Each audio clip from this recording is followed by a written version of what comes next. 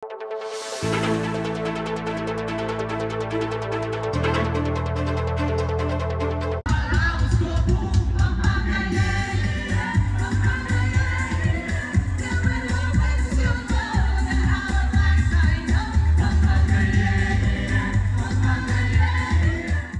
mong may masyal king mabilog a Pampanga deng menalbe king play na ning Artie Santa Rita anyang Sabado, December 2. Api nini ing Duman Festival, Pampanga the musical. The story of the show is dening magkantang taga Santa Rita, mag Pampanga tour la in the story.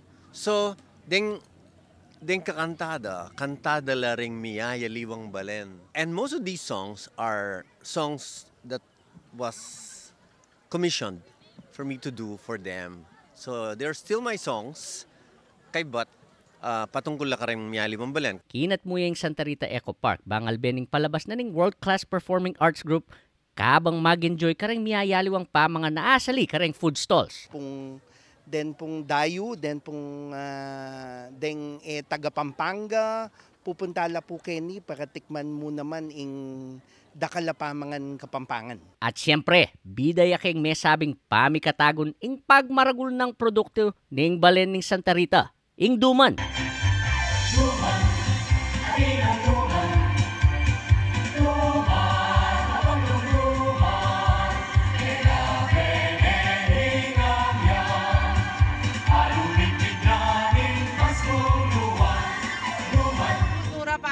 Para kayong kultura, no, para kayong pamangan. Kasi yakit so parati po, in Kapampangan, parati ang mag-evolve kayong pamangan at kultura. Miyabe ya parati ita. Yan, ita po, kay ti Santa Rita po, ing pamanubo na kasi ninduman at inya nga bening amyam manapin.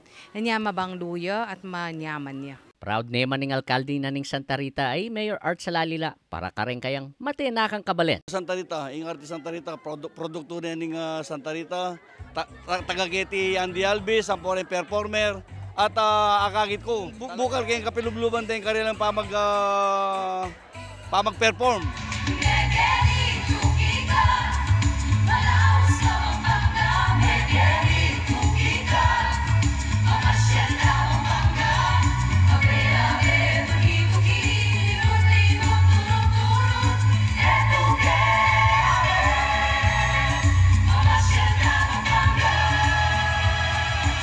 Ako po, ingke kayong talasuyok, Felix Kapati Barrios, ating pusong makabalen.